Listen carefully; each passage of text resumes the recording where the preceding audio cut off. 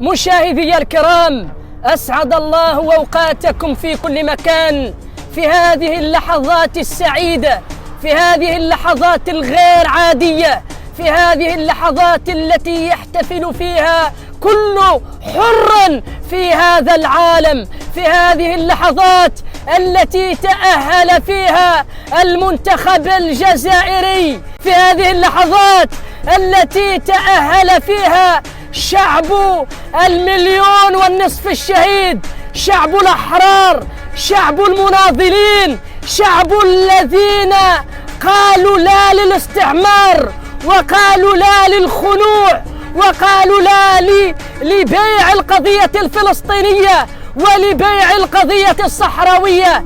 نعم، في هذه اللحظات التي تأهل فيها المنتخب الجزائري نزف هذا الخبر ليس فقط للشعب الجزائري الشقيق، وليس فقط للشعب الصحراوي، وليس فقط للقضية الفلسطينية، بل إلى كل الأحرار في العالم، إلى كل الذين يحبون مكة الثوار، يحبون مواقف الرجال، يحبون الذين ما بدلوا تبديلا في مواقفهم الصلبة من القضايا العادلة.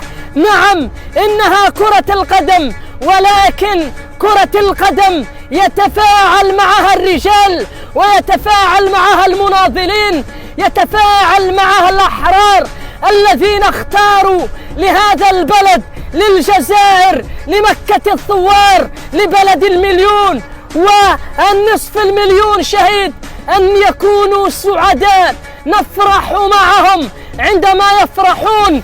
نعم، هذا فوز للجزائر، ولكن فوز لكل حر في هذا العالم، فوز لكل صحراوي يناضل من أجل تقرير مصيره، فوز لكل فلسطيني بصدر عاري أمام الاستعمار والاحتلال الإسرائيلي.